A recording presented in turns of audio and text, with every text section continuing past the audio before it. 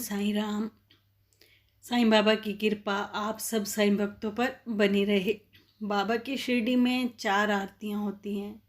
सुबह की आरती कांकड़ आरती जो सुबह 4:30 बजे होती है, और दोपहर की आरती 12 बजे जिसे मध्याह्न आरती कहा जाता है, और शाम की आरती सूर्य अस्त होने के बाद होती है जिसे धूप आरती कहते हैं, और रात को बाबा की आरती 10:30 बजे होती है जिसे शेज आरती कहते हैं।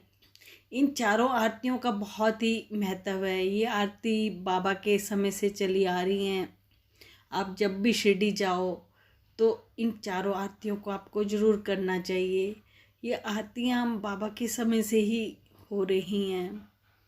आप जरूरी नहीं कि समाधि मंदिर में अंदर जाके बाबा की आरती करो। आप कहीं भी मंदिर के बाहर बैठकर इन आरतियों को सुन सकते हो। नीम के पेड़ के चारों ओर चक्कर लगा के भी आप ये आरती कर सकते हो, बहुत अच्छा रहता है। हम तो हमेशा नीम के चारों ओर घूम के आरती करते हैं। चारों आरतियों का अपना महत्व है, पर जो कांकड़ आरती है वो उसका बहुत ही ज़्यादा महत्व है। कहते हैं कि जब सुबह बाबा की कांकड़ आरती होती है तो देवी देवता भी इस आरती में शामिल होने के लिए आते हैं। और ये भी कहा जाता है कि अगर आप शिरडी जाकर कांकड़ आरती नहीं करते तो आपकी यात्रा अधूरी मानी जाएगी। हम लोग जब भी शिरडी जाते हैं तो कांकड़ आरती हमने कभी भी मिस नहीं की, हमेशा कांकड़ आरती करते हैं। कांकड़ आरती को देख के बहुत ही आनंद आता है। इसमें बाबा का स्नान करवाया जाता है, बाबा का श्रृंगार किया जाता है। जो बाबा का स्नान और श्रृंगार है तो उसके बारे में एक भजन है, बहुत अच्छा भजन है। इस भजन से हमें ये पता चलता है कि बाबा के साथ एक रूप होने के लिए, साईं में होने के लिए भक्त को क्या करना चाहिए। इस भजन के 5 चरण हैं। जो ये 5 चरण हैं, इन चरणों को हमें भी अपनी ज़िंदगी में अमल करना चाहिए। तो मैं आपको ये बताती हूँ कि इस भजन में क्या है। ये भजन मेरे दिल के बहुत करीब है और मुझे ऐसा लगता है कि जैसे मेरे मन के भाव हैं। तो मैं आपको गा के तो नहीं बता सकती क्योंकि मेरी आवाज़ अच्छी नहीं है, तो मैं आपको बताती हूँ कि इस भजन में क्या है। शिरडी में जो महसूस किया मैं आज उसे दोहराता हूँ। शायद तुम समझो आखिर मैं क्यों साईं के गुण गाता हूँ। सच में जब हम भी शिरडी जाते हैं तो बहुत अच्छा महसूस करते हैं। ऐसा लगता है जैसे कि हम जन्नत में आ गए। हमारा वापस आने का दिल भी नहीं करता। ऐसे दिल करता है कि बाबा के पास रह जाए। बहुत शांति, ना कोई चिंता, सब इतना अच्छा और रहना चारों तरफ बहुत अच्छा लगता है।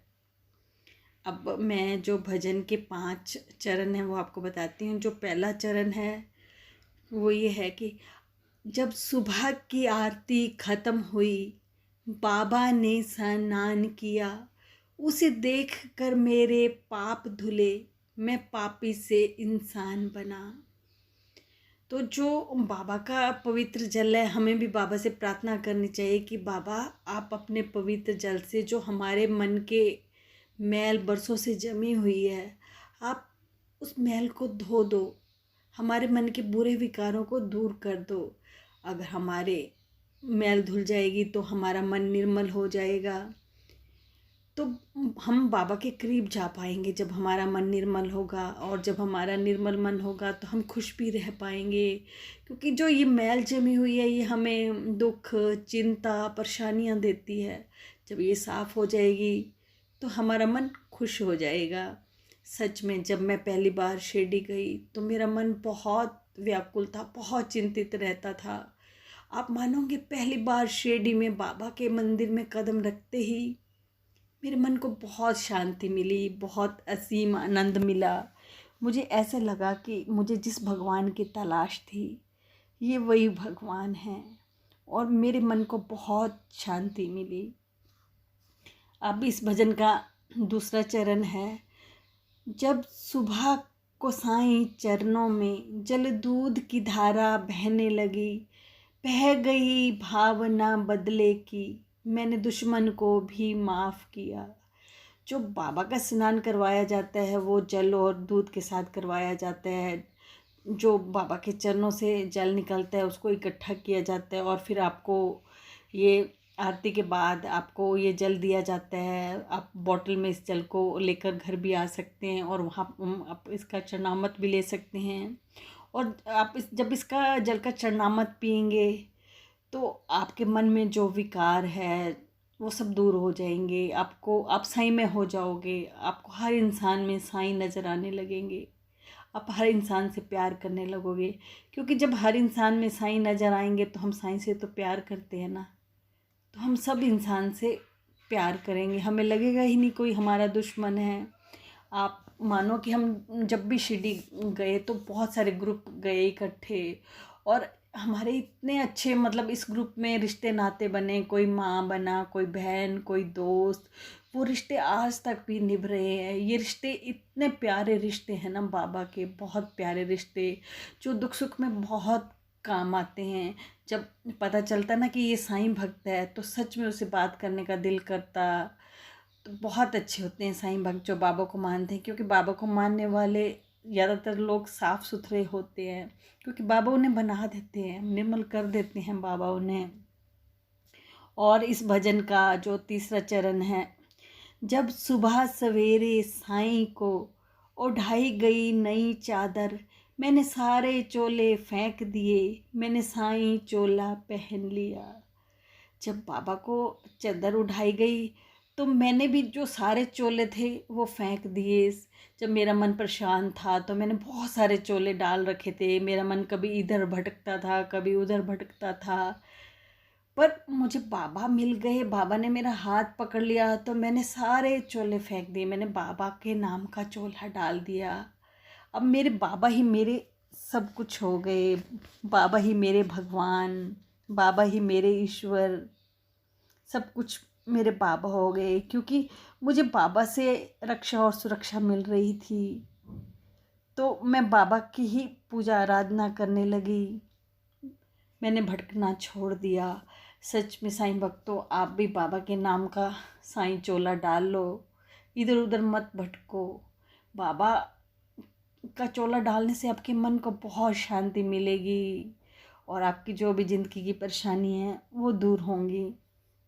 और चौथा चरण है, जब सुबह सवेरे पहनाया साईं को मुकुट पुजारी ने, मैंने खुद की शान मिटा डाली, मैं अंदर अंदर मुक्त हुआ।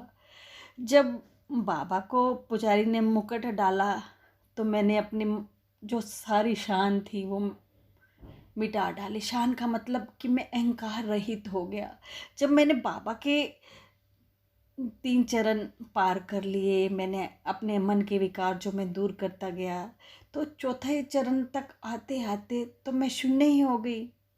मेरे बाबा ने जो मेरे मन की मैल थी वो सब साफ कर दी और मैं बिल्कुल हल्की हो गई। मेरे मन के अंदर बहुत शांति। सच में बाबा की भक्ति ने मुझे बहुत आनंद दिया। तो आप भी अपने मन के अंदर जो अहंकार हैं वो सब मिटा डालो, साईं में हो जाओ। साईं बाबा को पाने का सबसे आसान तरीका है कि आपका मन निर्मल हो जाए, अहंकार रहित हो जाए। और 5वां इस भजन का चरण है, जब चारों ओर से बाबा पर फूलों की बरखा होने लगी, जाने क्यों मेरे आँखों से अश्वन की धारा बहने लगी। हैरान था मैं, साईं ने क्या सोच के माला माल किया। मैं क्या क्या मांगने आया था और बिन मांगे क्या क्या पा बैठा। सच में जब मैं शिरडी गई थी तो बाबा से धन दौलत मांगने गई थी, पर बाबा ने मुझे क्या से क्या दे दिया। इतना प्यार दे दिया बाबा ने कि मैं इसके लायक ही नहीं थी। बाबा की तरफ मैंने एक हाथ बढ़ाया, बाबा ने मेरी तरफ 10 हाथ बढ़ाए। साईं भक्तों, आप भी मन में श्रद्धा और सबूरी रख के बाबा की ओर एक कदम बढ़ाओ।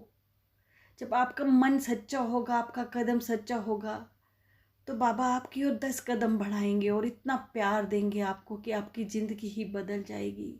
जब हमें बाबा से बहुत प्यार हो जाता है ना, तो इस प्यार में हमारी आँखों में से आंसू बहने लगते हैं। और जब ईश्वर की याद में आंसू बहें, तो इससे बड़ी ईश्वर की कृपा कोई हो ही नहीं सकती थी।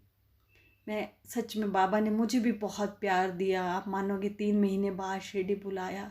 मैं कहती थी कि बाबा अगर मैं उदास होती हूँ तो आप भी उदास होते हो, तभी तो मुझे शिरडी बुलाते हो। सच में शिरडी आपका बुलावा आता है तो बाबा ही चाहते हैं। बस बाबा आप सब साईं भक्तों से ऐसे प्यार करते रहो। बाबा आप सब भक्तों को अपने दर पे बुलाते रहो, उन्हें अच्छे इंसान बनाते रहो और हमेशा सब भक्त आपके करीब रहें। सच में साईं, अपने जो साईं भक्त हैं ना, उनके सबके मन बहुत निर्मल होते हैं। बाबा के बच्चे जो होते हैं सब बहुत अच्छे होते हैं। सब जो हैं ये साईं भक्त एक दूसरे के दुख सुख में काम आते हैं, क्योंकि हम चाहते हैं कि हमारे बाबा का नाम ऊंचा हो, सब कहें ये साईं के भक्त हैं।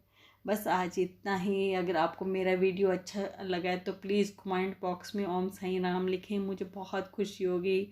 और आप सब्सक्राइब भी करें, शेयर भी करें। ओम साईं राम।